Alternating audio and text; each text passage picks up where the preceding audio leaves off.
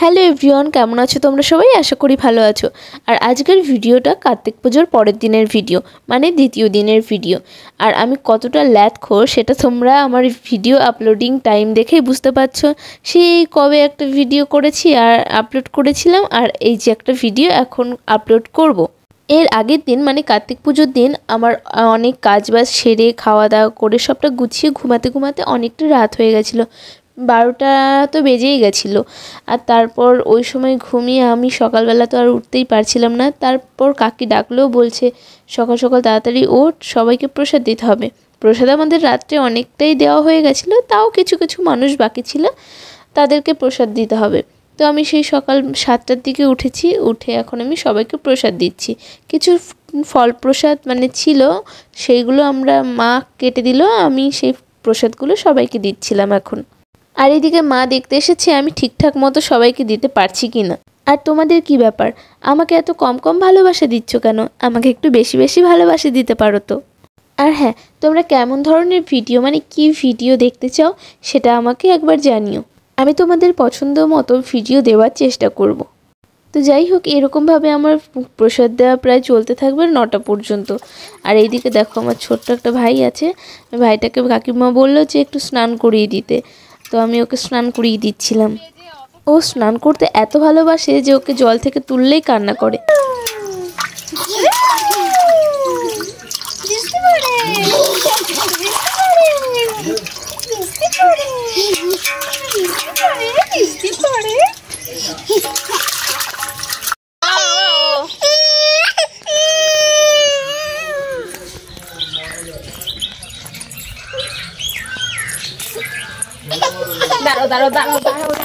আর তোমাদের তো বলাই হয়নি, দ্বিতীয় দিন আমাদের এখানে কিন্তু খিচুড়ি প্রসাদ হয়।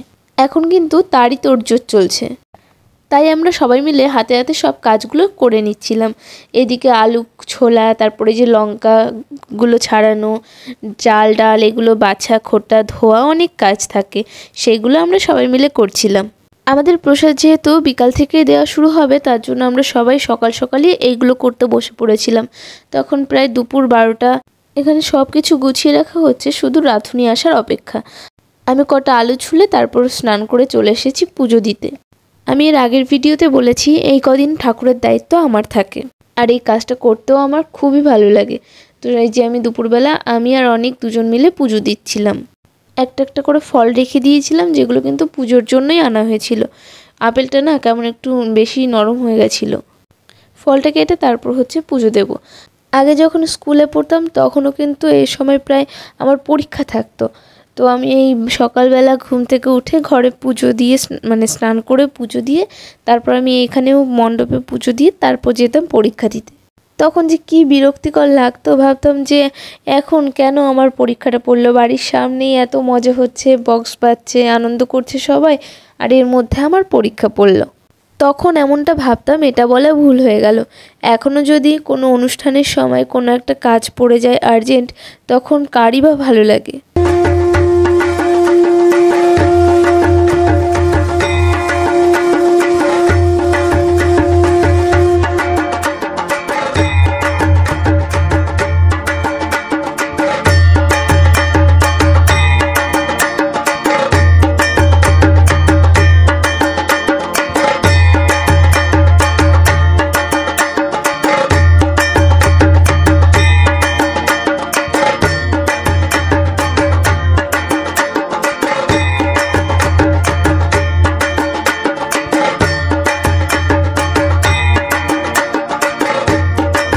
আর আজকে খিচুড়ি রান্নার কিন্তু মেন রাঁধুনি হচ্ছে আমার এই জেঠু।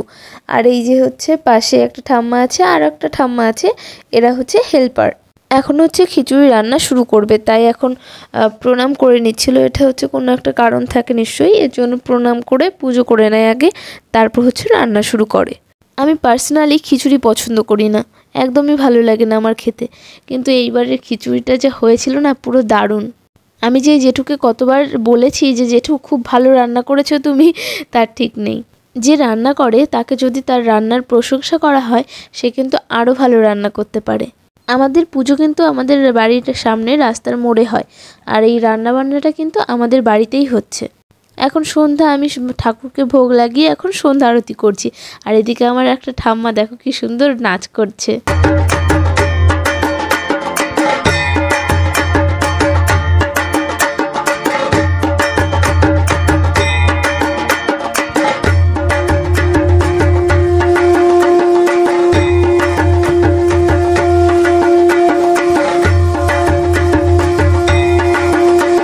ঠাকুরকে ভোগ দিয়ে আমি এখন খিচুড়ি দিতে বসে পড়েছি সবাইকে।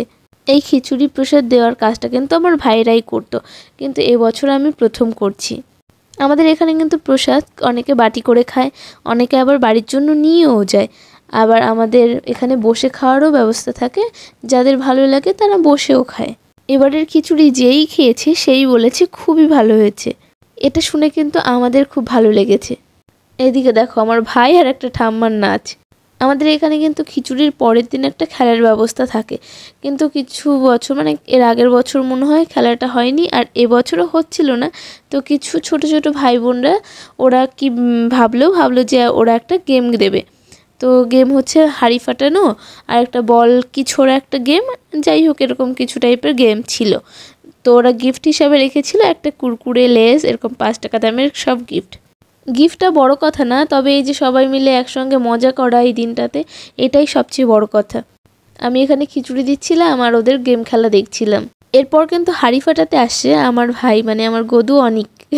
ওর হাঁড়ি ফাটানোতে কিন্তু আমি খুব খুশি হয়েছি। যদিও ওই মানে মেন হাঁড়িটা ফাটাতে পারিনি, তবুও কিন্তু পাশে আর একটা হাঁড়ি ফাটাতে গেছিলো, কিন্তু একটুর জন্য পারলো না। হাঁড়িটার নাম হচ্ছে ছিরুদা হাঁড়ি। ওইটা হচ্ছে আমার একটা দাদু হয়, আমরা সবাই ছিরুদা বলে ডাকি।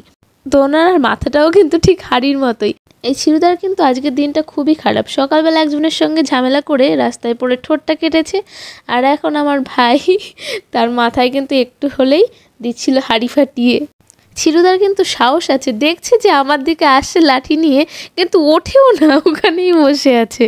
ছিরুদার কিন্তু সাহস আছে, দেখছে যে আমার দিকে লাঠি নিয়ে তেড়ে আসে, তবুও কিন্তু সচ্ছে না। আর একটু হলেই দিচ্ছিল তো হাঁড়ির ওপর আলু তুলে।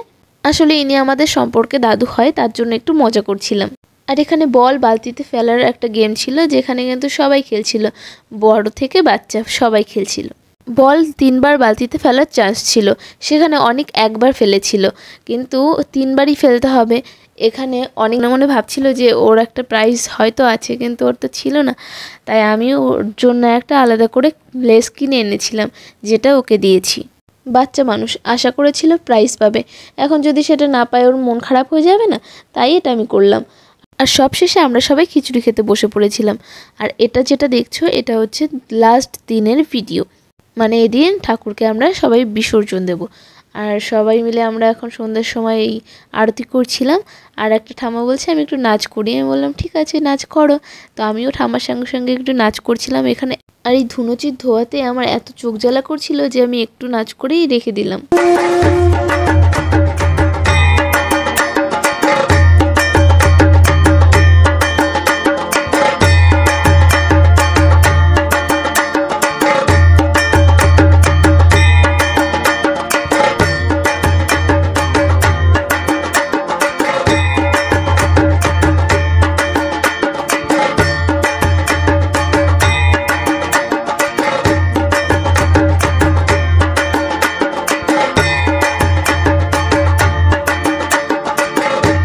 এরপর আমরা সবাই ঠাকুর বের করে নিয়েছি। এরপর হচ্ছে বরণ করার পালা। আর কিছুক্ষণ পর থেকেই আবার একটা বছরের অপেক্ষা। তো আমি এখানে বরণ করে নিচ্ছিলাম ঠাকুরকে।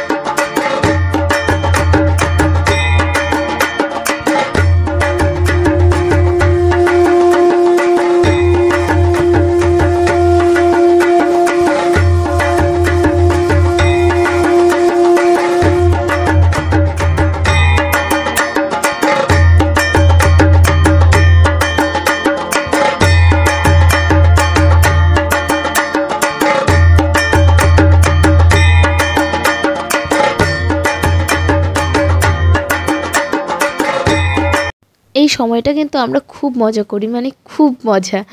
আমরা সবাই মিলে একসঙ্গে নাচ করি, ছোটরা বড়রা সবাই একসঙ্গে নাচ করি। আর আমার নাচ দেখে কিন্তু কেউ হেসো না। আমি কিন্তু যখন গান চলছিল, মানে গানের তালে তালে কিন্তু আমি খুব ভালোই নাচ করছিলাম, কিন্তু গান নেই বলে আমাকে কেমন বলদ বলদ লাগছে।